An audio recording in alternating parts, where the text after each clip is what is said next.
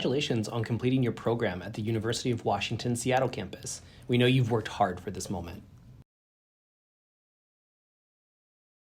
This video will provide important information related to your F1 immigration status and the completion of your studies at the University of Washington, including some final quarter reminders, post-graduation options, and frequently asked questions. After watching this video, you should understand what graduating means for your immigration record, know your post-graduation options, and know the answers to frequently asked questions.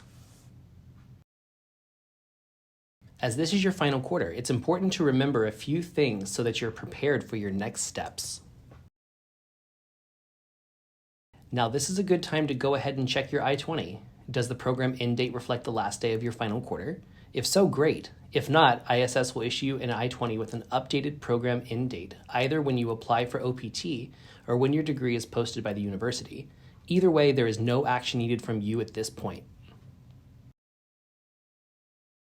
Next, if you do not need full-time enrollment to complete your program in your final quarter, you can apply for an exception to the typical full-time enrollment requirements.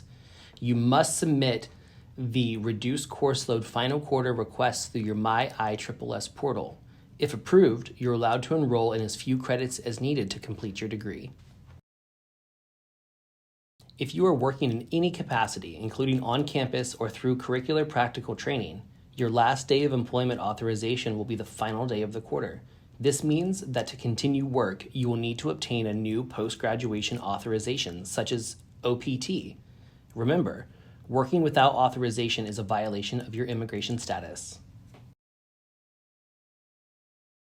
Now, let's take a look at the options you have after you've completed your studies at the University of Washington. At the completion of your studies, you're given a 60-day grace period that allows you time to prepare for your next steps. You should decide whether you plan to stay in the United States under the F1 status or not.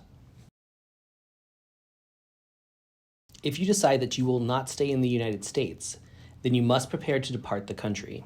You're allowed to travel within the United States during your 60-day grace period. However, you must exit the U.S. by the end of this time. Once you exit the United States during the grace period, you will not be allowed to re-enter using your I-20 and F1 visa. At the end of your 60-day grace period, your I-20 immigration record will go from active to completed and officially close.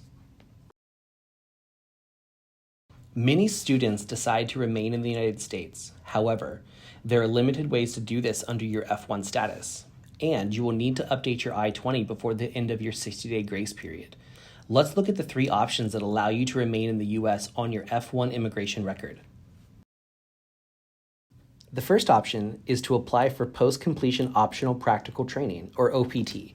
This is a temporary work authorization that allows you to work in your field of study for a period of 1 to 3 years. To learn more about OPT, you can review the ISS website or watch our OPT video series. The next option is the change of level process. A change of level is done when you complete one degree at the University of Washington Seattle campus and then pursue a new, higher level degree at the University of Washington Seattle campus.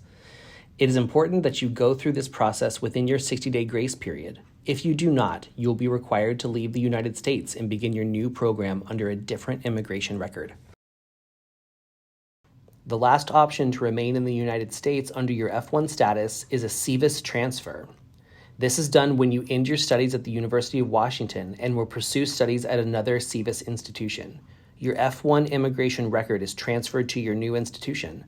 This must be completed within the 60-day grace period. Now let's look at some common questions and their answers. Question 1. I only need to take 1 or 2 classes more to complete my degree requirements. Do I still need to enroll full-time? The answer is you can apply for the final quarter reduced course load authorization to allow you to enroll below full-time during your final quarter. You must request this authorization through your MyISSS portal. Question: how will I get my diploma after I graduate? Answer: the Office of the University Registrar manages diplomas. To update the address where you would like your diploma sent, or for other inquiries, please visit their website. Question 3. I want my family to come to graduation. Can they? The answer is, if you intend to invite family or friends to the United States for your graduation, review our webpage on this topic for instructions. This concludes our final quarter planning video. To summarize, graduating will have an impact on your immigration status, including your I-20 end date and work authorization. You are granted a 60-day grace period at the end of your studies. You must take action by the end of this period. You can either depart the United States or remain in the United States under your F1 status through a few options. Thank you so much for watching our final quarter planning video. We wish you a great final quarter at the University of Washington.